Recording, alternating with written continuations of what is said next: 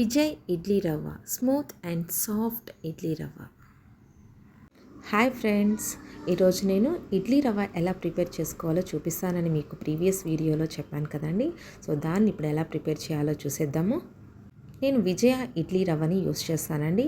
So 1/2 kg రవ్వని వాటర్లో నానబెట్టాను, అలాగే మినపప్పును కూడా వాటర్లో నానబెట్టానండి. ఇది 7 hours నానిందండి. ఇప్పుడు టైం 8 o'clock. ఇప్పుడు నేను గ్రైండ్ చేయాలని చూస్తున్నాను. సో మినపప్పుని ఫిల్టర్ చేసేసానండి, మిక్సీ జార్లో వేసి స్మూత్ పేస్ట్గా గ్రైండ్ చేసేసుకుందాము. సో వాటర్ వేస్తూ మనం అడ్జస్ట్ చేసుకుంటూ గ్రైండ్ చేసినప్పుడు ఇలా స్మూత్గా వచ్చేస్తుందండి పిండి. మనకు చూసారా ఎంత పిండి వచ్చిందో. ఇది ఇలా లిక్విడ్ లాగా రావాలండి, మరీ గట్టిగా ఉండకూడదు, ఇలా జారుగా ఉండాలి. ఇప్పుడు మనం ఈ రవ్వలో ఉన్నటువంటి వాటర్నంతా వంచేసుకుందామండి. మనం గ్రైండ్ చేసి పెట్టుకున్నటువంటి మినప్పప్పు బ్యాటర్ని ఇందులో మిక్స్ చేసేద్దాము. నేను నీట్గా హ్యాండ్ వాష్ చేసుకొని చెయ్యి పెట్టి మిక్స్ చేస్తున్నానండి, ఎందుకంటే ఈవెన్గా అది మిక్స్ అవుతుంది కాబట్టి.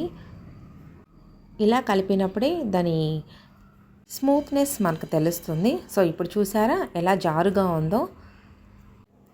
సో దీన్ని మనం నైట్ అంతా ఇలాగే పెట్టేద్దామండి. ఇది పొంగుతుంది మార్నింగ్ అంతా మనకు. సో క్వాంటిటీ కూడా ఇంక్రీజ్ అవుతుందండి. చూడండి ఎలా ఉందో పిండి. సో దీన్ని మనం పక్కన బౌల్లోకి తీసుకొని సాల్ట్, బేకింగ్ సోడా వేసుకొని మిక్స్ చేసి ఒక 15 minutes దీన్ని పక్కన పెట్టేద్దామండి. అలా పెట్టినప్పుడే మనకి పిండి చాలా జారుగా వస్తుంది. సో ఇందులో నేను వాటర్ అయితే ఏమీ యాడ్ చేయట్లేదు. సో ఇలాగే డైరెక్ట్గా మనము పెట్టేసుకుందాం. ఇడ్లీ 15 to 20 minutes ఉడికితే చాలండి, మెత్తటి ఇడ్లీలు వచ్చేస్తాయి. Finally idli ready. ఎలా ఉందో చూసి కామెంట్, సబ్స్క్రైబ్, లైక్ చేయండి. Thank you for watching.